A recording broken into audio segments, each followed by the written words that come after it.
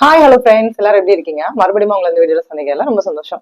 இந்த வீடியோ என்னன்னு சொல்லிட்டு பாத்தீங்க அப்படின்னா, இப்ப நவடேஸ் வந்து சவுதியோட ரெக்யர்மெண்ட்ஸ்மே வந்து ரொம்ப கம்மியா தான் இருக்கு.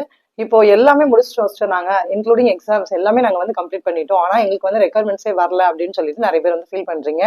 உண்மையை சொல்லணும் அப்படின்னா, இப்ப ஜிஎன்எம்மா இருக்கட்டும், பிஎஸ்சியா இருக்கட்டும், அதுவுமே வந்து எக்ஸாம் முடிச்சவங்களை மட்டும் தான் சூஸ் பண்றாங்க. அப்படி சூஸ் பண்ணும்போதும் நிறைய ஒரு நமக்கு முன்னாடி வந்து நிர்பந்தங்களை வந்து வைக்கிறாங்க.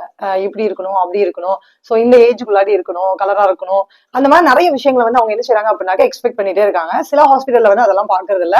சில கிளினிக் எல்லாம் பாத்தீங்க அப்படின்னா நிறைய வந்து நிர்பந்தங்கள் வந்து முன்னாடி வைக்கிறாங்க. சோ நீங்க பிஎஸ்சி ஆர் எதர் ஜிஎன்எம் நீங்க என்ன முடிச்சிருந்தாலும் ஓகே தான்.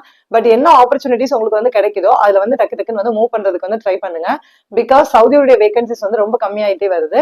நீங்களே பாத்திருப்பீங்க, நிறைய அட்வர்டைஸ்மெண்ட்ஸ் வந்து முன்னாடி வந்துட்டே இருக்கும். லாஸ்ட் இயர்ல எல்லாம் பாத்தீங்க அப்படின்னா, இப்போ ஒரு கடந்த 6 months-ஆவே வந்து நமக்கு ரெக்யர்மெண்ட்ஸ் ரொம்ப கம்மி. அது இப்போ ஒரு 2-3 months ரொம்ப ரொம்ப ரொம்ப ரொம்ப கம்மியா தான் இருக்கு.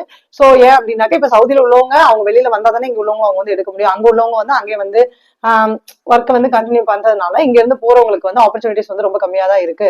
சோ இன்னும் நான் டிலே பண்ணி தான் பண்ணுவேன், நான் ஒரு 6 months கழிச்சு பண்ணிக்கிறேன், இல்ல ஒரு 4 months கழிச்சு பண்ணிக்கிறேன் அப்படின்னு சொல்லிட்டு யாருமே வந்து இருக்காதீங்க.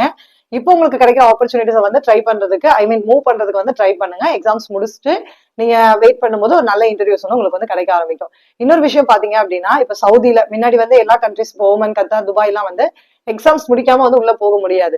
பட் சவுதி பாத்தீங்க அப்படின்னா எக்ஸாம் முடிக்காம கூட நீங்க வந்து உள்ள போகலாம். அந்த மாதிரி ஒரு பெனிஃபிட் வந்து கொடுத்திருந்தாங்க.